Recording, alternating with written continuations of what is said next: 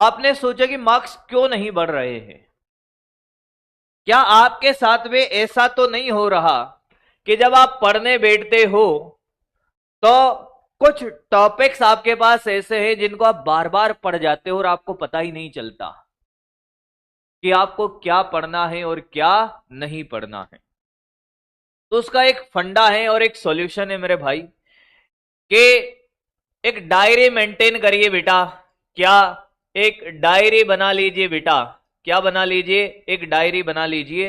ये देखिए भाई, एक छोटी सी डायरी लीजिए। अगर आप बात करते हो कि साहब हमें टाइम टेबल बनाना है, टाइम टेबल मत बनाइए मेरे भाई। आप 7 दिन का प्लान तैयार करिए, वीकली प्लान तैयार करिए। जैसे मैं बात करो, आप वीकली प्लान तैयार जब आप करोगे, क्या करोगे? वीकली प्लान तैयार करिए। और वीकली प्लान में क्या करिए मेरे भाई, कि जैसे फिजिक्स की बात करेंगे, साहब फिजिक्स में मुझे क्या करना है? यूनिट डायमेंशन करना है। मेरी बात ध्यान से सुनिएगा, unit dimension, unit and measurement करना है। यूनिट एंड मेजरमेंट करना है और वेक्टर करना है। आपने 2 चैप्टर बनाए। केमिस्ट्री के अंदर मान लो आपने थर्मोडायनामिक्स करना है, थर्मो केटीजी जो भी आपके होता है, मोल करना है, जो भी है। बायो के अंदर आपको जो भी चैप्टर करने हैं, पहला और दूसरा, नाम नहीं लूंगा नहीं तो बवाल हो जाएगा, बायो के चैप्टर के नाम ले लूंगा तो। ठीक है भाई, है ना? अब बात ऐसे है कि साहब यूनिट डायमेंशन मेजरमेंट, ये आपने प्लान बना लिया। पहले आपका प्लान क्या होना चाहिए? पहले आपको करनी पड़ेगी प्लानिंग। क्या करनी पड़ेगी? प्लानिंग। तो भैया ये तो हो गई हमारी प्लानिंग कि साहब ये इस वीक का प्लानिंग है कि मुझे ये टारगेट है। अब इस प्लानिंग के ऊपर हम काम करेंगे। अब हम मुंह उठाए, यूनिट डायमेंशन देखा, पढ़ने लग गए। हाँ, अब इंसान की फितरत क्या होती है साहब, कि जो टॉपिक उसको आता है वो उसी को बार बार पढ़ता है। मजा आ रहा है साहब। क्या आ रहा है? मजा आ रहा है। उसके सारे क्वेश्चन कर लिए। इसमें भी आपको क्या प्लानिंग करनी है? मान लो कि आपने डे 1 पर जब ये स्टार्ट किया, आपने यूनिट डायमेंशन स्टार्ट किया। आपके इसी डायरी के अंदर फिजिक्स का डायरी अलग रखिए, केमिस्ट्री का अलग रखिए और बायो का अलग रखिए। ये वीकली प्लानिंग वाला डायरी अलग है। फिर 3 डायरी, छोटे छोटे डायरी लाइए, 5-5 रुपए 10-10 रुपए वाली डायरिया भाई। यूनिट डायमेंशन में आप सारे टॉपिक लिख दीजिए। क्या लिख दीजिए? टॉपिक लिख दीजिए। जैसे आपने सबसे पहले विमा लिख दिया भाई, कि साहब विमा। हाँ, फिर विमा के प्रयोग लिख दिए कि साहब विमा के प्रयोग हमें आते हैं कि नहीं आते, यूजेज ऑफ डायमेंशन लिख दिया, दूसरा टॉपिक। तीसरा मान लो आपने सार्थक अंक लिख दिया, सार्थक अंक लिख दिया है। हाँ, चौथा आपने लिख दिया है क्या? सार्थक अंक के बाद त्रुटि लिख दिया है। हाँ, फिर आपने पांचवा लिख दिया है त्रुटियों के उपयोग लिख दिए, है ना? त्रुटियों के, त्रुटि निकालना सीख लिया। मान लो सापेक्षिक त्रुटि उपयोग नहीं भाई, सापेक्षिक त्रुटि। ऐसे आपने टॉपिक्स के नाम लिख दिए। अब आप खुद से एनालिसिस करिए कि क्या आपको विमा निकालनी आती है? आती है सर। ध्यान से सुनना, क्या आपको विमा निकालनी आती है? हाँ। क्या विमा निकालने में कोई फॉर्मूला याद करने का बोला था सर ने? याद है? हाँ। ये नहीं पढ़ना है, ये नहीं पढ़ना है। वर्नियर कैलिपर्स लिख ले, आपको नहीं पढ़ा है मैं पढ़ा दूंगा। जो भी है, जो भी टॉपिक है, एज ए एग्जाम्पल में बात कर रहा हूं मेरे भाई। विमा के प्रयोग आपको निकालने आते हैं, विमा के अनुप्रयोग आपको आते हैं। जैसे विमा के अनुप्रयोग में आपने बैठे बैठे सोच लिया, या फिर आपको उस टॉपिक पे पूरा भरोसा है। हाँ, जैसे आपने विमा के प्रयोग में क्या, कि समघातकता का सिद्धांत है, आपको आता है, उसके क्वेश्चन करना आता है। हाँ, विमा की सहायता से आपको फॉर्मूला बनाना आता है। हाँ, एक पद्धति से दूसरी पद्धति में बदलना आता है कि हाँ आता है। ये टॉपिक आपको नहीं पढ़ना है। सार्थक अंक आपको आता है। हाँ, यूजेज ऑफ सिग्निफिकेंट फिगर आता है, राउंडिंग ऑफ आता है, तो ये नहीं पढ़ना है। जैसे आपको मान लो त्रुटि नहीं आता तो ये पढ़ना है। इस रिवीजन में जो स्मार्ट तरीके से काम करेगा ना इन 3 महीने में, तो तेरा समय भी बचेगा और तेरे मार्क्स भी इंप्रूव होंगे। भाई अगर मान लो कि मेरे हर टेस्ट में 400 से ज्यादा मार्क्स आ ही नहीं रहे। 400 से कम तो आ जा रहे, पर ज्यादा नहीं आ रहे साहब। तो ज्यादा क्यों नहीं आ रहे? ज्यादा क्यों नहीं आ रहे? मैंने कहा क्यों नहीं आ रहे हैं ज्यादा भाई?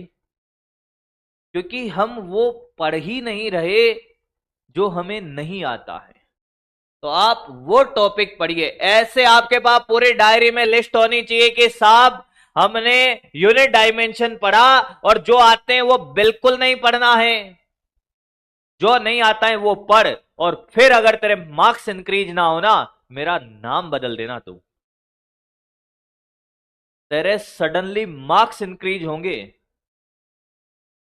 स्ट्रेट लाइन में नहीं, एक्सपोनेंशियली इंक्रीज होंगे। एकदम सीधा स्ट्रेट लाइन ऐसे जाएगा ग्राफ, तेरे मार्क्स इंक्रीज होने का ऐसे इंक्रीज होंगे। अब हम करते उल्टा है। हम करते क्या है? उल्टा है साहब। हम क्या करते हैं पता है? हमने कहा कि साहब हमने किताब उठाया, मैंने कहा जी उठा लो भैया किताब, कि यहां से ये नोट्स हैं हमारे, ये रजिस्टर उठाया, हाँ यहां से गधों की तरफ पढ़ना स्टार्ट कर दिया। मैं बताऊं आप कैसे पढ़ते हो? आप कैसे पढ़ते हो? 99% बच्चा कैसे पढ़ता है? यहां से नोट्स उठाया, यूनिट डायमेंशन। सर ने पहले क्या लिखाया कि भौतिक राशियां क्या होती है? भौतिक राशियां वो होती है जिनको मापा या तोला जा सकता है। भौतिक राशियां 7 प्रकार की होती हैं। भौतिक राशियां 7 प्रकार की होती है।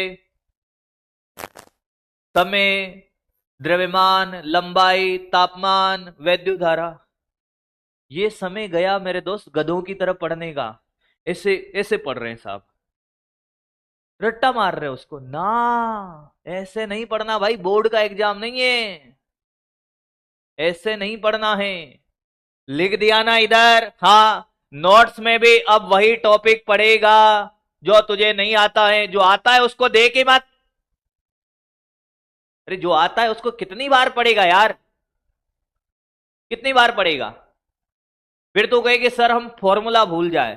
फॉर्मूला के लिए तेरे पास शॉर्ट में सारे फॉर्मूले लिखे हुए हैं, वो तूने बनाए होंगे शॉर्ट नोट्स, बार बार कहने की जरूरत नहीं है। अभी भी नहीं बनाए हैं तो बना ले फॉर्मूले। तू अलग से सुबह शाम मान ले टहल रहा है, सुबह सुबह तू कहीं पे निकला, टहलने निकल गया, दूध लेने चला गया, छोटा मोटा काम करने चला गया, तो तेरे पास फॉर्मूले के जो छोटा सा रजिस्टर है नहीं है, तो फॉर्मूला लिखने में ज्यादा समय नहीं लगता। मान ले कि तुझे किसी भी इलेक्ट्रोस्टैटिक्स के फॉर्मूले लिखने हैं, कोई कहता है कि साहब हमें हमारे पास फॉर्मूले शॉर्ट नोट्स नहीं है। अबे शॉर्ट नोट्स होता क्या है? फॉर्मूले लिखे हुए होने चाहिए। जब भी तुझे मौका मिले, नहीं है तो लिख दे। एक दिन में सारे शॉर्ट नोट्स थोड़ी बनाने हैं मेरे भाई, आज बना ले।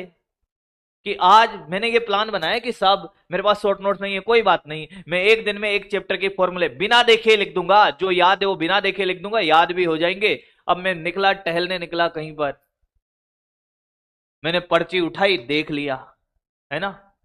बेटा जब किसी से प्रेम हो जाता है तो उसका फोटो बार बार देखा जाता है ना, देखा जाता है। हाँ, तो भैया इनसे प्रेम नहीं करेगा तो किनसे करेगा बे? ये शरीर तो तुझे पता है ना, इस शरीर में कुछ नहीं है।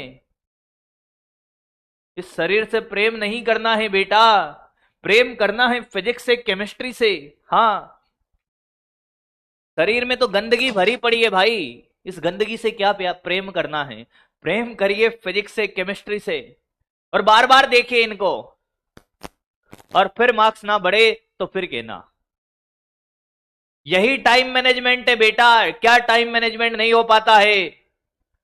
सर हम करते क्या है, कहीं सड़क पे निकल गए, मोबाइल चला रहे हैं, रील स्क्रॉल कर रहे हैं। अरे गधेड़ो, इसकी जगह अगर तू फॉर्मूले स्क्रॉल कर लेता।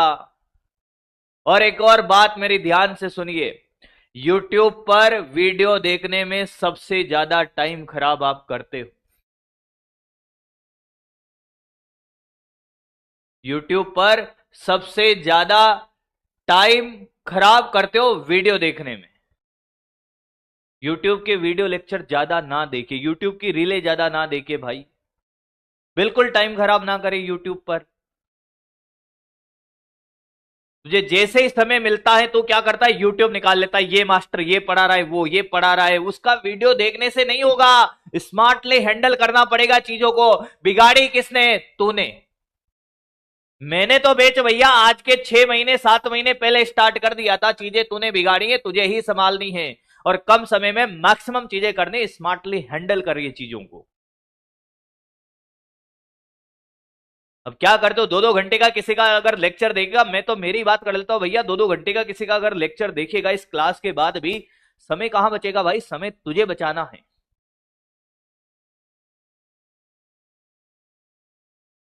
इस तरह से काम करिए, आपके मार्क्स इंक्रीज ना हो तो फिर भैया मुझे छोड़ के चले जाना। दुनिया में हजारों लोग हैं भैया, प्रेम किसी से ही कर लो, क्या ही फर्क पड़ता है। हम तो सत्य वचन कहते हैं।